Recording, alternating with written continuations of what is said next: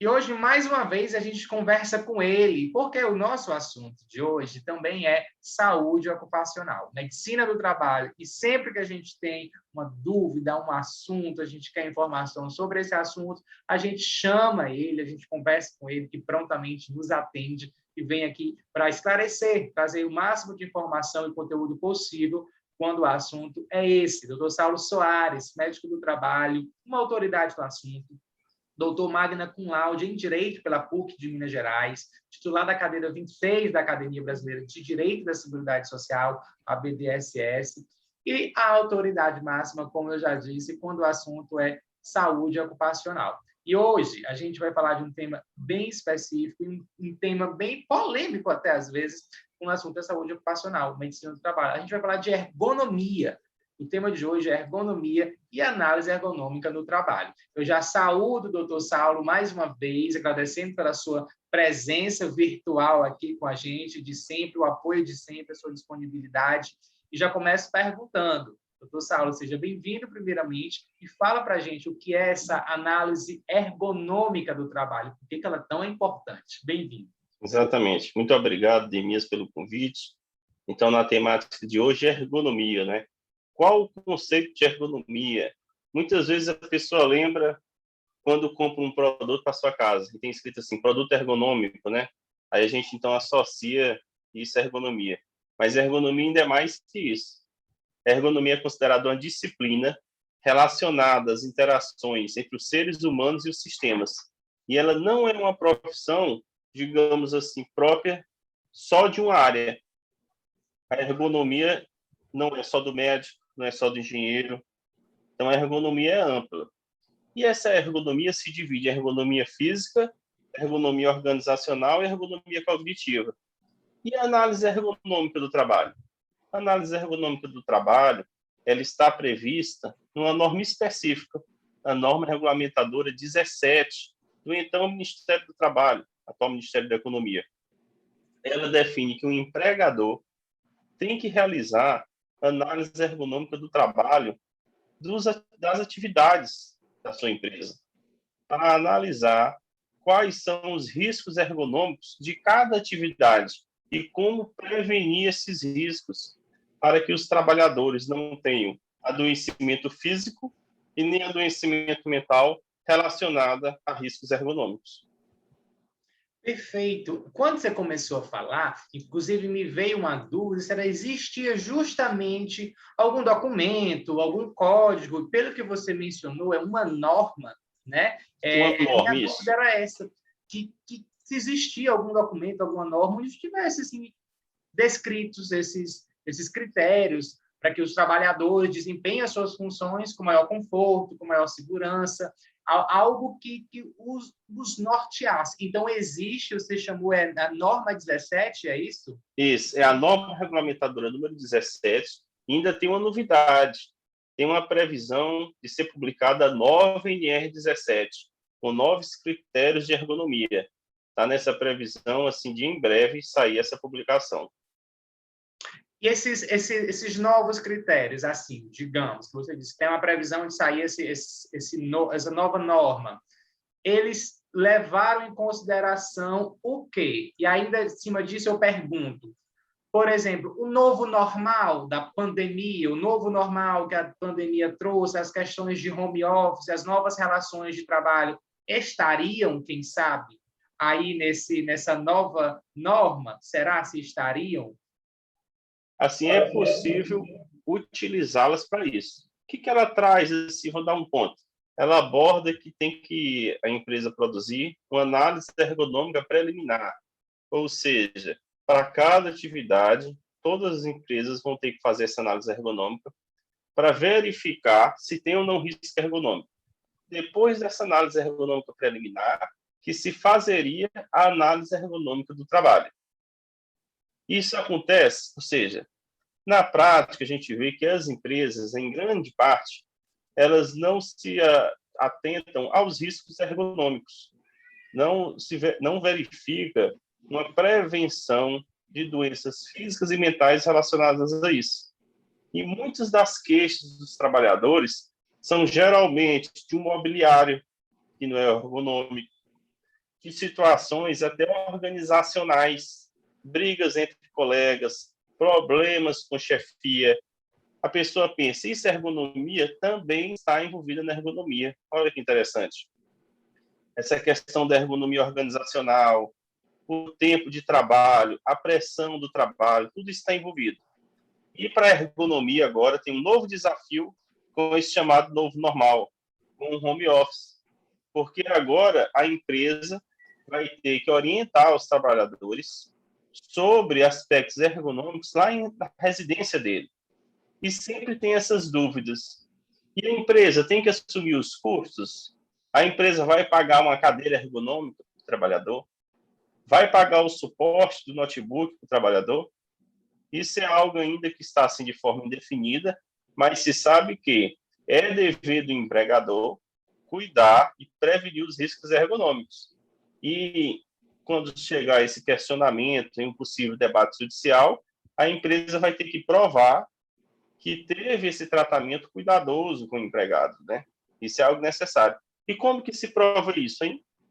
Uma das formas é exatamente com a consultoria de um médico do trabalho que realiza uma análise ergonômica do trabalho, que realiza uma avaliação ergonômica daquele ambiente, porque mesmo o médico do trabalho não em cada casa, ele pode estabelecer um projeto com cuidados básicos, com orientações para o trabalhador, pode ter reunião virtual, indicando situações de como o trabalhador adapta a estação de trabalho, a altura do monitor. São vários pontos específicos. O que não pode é deixar o trabalhador, digamos, sem nenhuma orientação e que ele se cuide só em relação a isso. Aí a empresa não demonstra a cautela relacionada à ergonomia. É uma cautela que deve existir, né? Porque assim, quando a gente fala dos riscos de trabalho, de acidente de trabalho, os riscos laborais, eles podem estar associados a várias coisas, né? É uma má postura, uma falta de iluminação, uma má postura por virtude de uma cadeira, como você mencionou, que não é adaptada, às vezes uma iluminação que não é adequada, uma temperatura, nível de ruído, se você trabalha num lugar que tem muita exposição a poluição sonora, às vezes uma ventilação insuficiente, ou até mesmo ferramentas de acordo com o seu trabalho, dependendo do seu trabalho, uma ferramenta de tamanho inadequado. Então, os riscos são muitos, né, doutor? É muita coisa associada que pode ocasionar até um acidente mesmo de trabalho, algo mais grave. As empresas têm que estar... Exatamente. E a fiscalização do trabalho, ao chegar em uma empresa, pode questionar. Essa empresa realizou uma avaliação dos riscos ergonômicos? Porque ela vai questionar. A empresa segura, então, que não há risco ergonômico para esse cargo? Ou, se o contrário, a empresa diz que tem risco ergonômico para um cargo? Com base em que documento você comprova isso? Entende? Então, mesmo que a empresa negue que tem risco ergonômico, ela tem que provar que avaliou e o profissional técnico, médico do trabalho, o ergonomista, assumiu a responsabilidade de que ali não tem risco ergonômico. Ou se o contrário, o ergonomista, o médico do trabalho avaliou e viu que tem risco ergonômico. Não basta simplesmente preencher os relatórios que tem risco ergonômico. É preciso agora, então, adotar medidas que esse risco cause alguma doença. E mesmo assim, como acabar esse risco? É possível estabelecer formatos, um plano de ação para minimizar os riscos ergonômicos. O que não pode é você chegar em empresas, principalmente até em empresas aí com mais de 1.000 funcionários, que não tem qualquer avaliação ergonômica. Você pede o Programa de Controle Médico de Saúde Ocupacional, o PCMSO, e não faz nenhuma referência a risco ergonômico. É obrigatório estar lá? Não é. Não é obrigatório estar no PCMSO. Pode estar nesse documento à parte das análises ergonômicas do trabalho. Aí você verifica a análise ergonômica do trabalho, a empresa não tem. Ou seja, ela não tem uma documentação que comprove que, ao menos, fez um levantamento dos riscos ergonômicos daquele ambiente. Por isso é tão importante esse cuidado com a ergonomia. E eu digo, viu, cada vez mais no Brasil está se discutindo ergonomia. Com a nova NR17, que está prestes a sair, mais ainda. Geralmente, as empresas têm um papel reativo. Elas vão buscar um médico do trabalho, vamos buscar um ergonomista após uma fiscalização da Auditoria do Trabalho ou após uma multa do Ministério Público do Trabalho. Então, ela reage àquilo. Ela não busca de forma espontânea. Ela não então, propõe, o Brasil ainda né? Não propõe exatamente. Não é algo assim de forma voluntária. Então, o médico do trabalho, o ergonomista, já chega naquele ambiente, que ele tem um prazo definido, que o Ministério Público do Trabalho, que a auditoria deu, para ter uma análise ergonômica naquela empresa. Então, ele já faz com aquela finalidade de comprovação para fiscalização. Então, as empresas têm que se adiantar nisso. Antes mesmo da fiscalização, já tem esse documento comprovado e já tem esse plano ergonômico. Ergonomia não é só um documento. De nada adianta chegar um ergonomista, ir na empresa, levantar os riscos ergonômicos e codificar em um papel na gaveta. Os trabalhadores têm que conhecer quais são os riscos e eles têm que ser informados de como prevenir que aqueles riscos aconteçam um adoecimento. Geralmente, a pessoa associa o adoecimento de risco ergonômico a transtornos relacionados ao sistema músculo-esquelético. A pessoa vai ter uma tendinite, torcicólogo, tá má postura, mas também tem situações de transtornos mentais relacionados ao trabalho. A pessoa pode desenvolver ansiedade. São várias situações, porque a ergonomia, como eu falei, não é só ergonomia física. Tem a ergonomia cognitiva e a ergonomia organizacional. Então, é bem abrangente. A ergonomia em si é um mundo à parte. E tudo isso vai influenciar, inclusive, na produtividade, né? Acho que o que as empresas deveriam entender, além dos próprios trabalhadores, é que isso influencia na produtividade. A ergonomia do trabalho não é só uma obrigatoriedade legislativa, ela traz benefícios também para a organização, para a empresa. A própria aumento da produtividade e, consequentemente, a lucratividade também vão sofrer aí um impacto, vão ter um impacto positivo se, né, os processos, todas as preocupações relacionadas à ergonomia e análise ergonômica forem levadas em consideração. Pelo menos assim é o meu raciocínio. Acredito que deve ser por aí também, né, doutor? Exatamente. Empresas que têm, assim, líderes, eles visualizam isso. Eles verificam que se você investe em análise ergonômica do trabalho, você reduz o pagamento com afastamento médico, com atestado médico, aqueles 15 primeiros dias. É o chamado absenteísmo. E tem também o chamado presenteísmo, que quando o trabalhador comparece ao trabalho, mas ele não cumpre as metas, não faz suas atividades, então a empresa vai arcar com um valor maior de custo de absenteísmo, presenteísmo, e ainda tem os processos judiciais. Algumas vezes o trabalhador, ao ser demitido, ao sair da empresa, vai buscar a indenização por aquela doença relacionada a risco ergonômico. Então, o custo sai maior. E os trabalhadores não trabalham de forma feliz, né?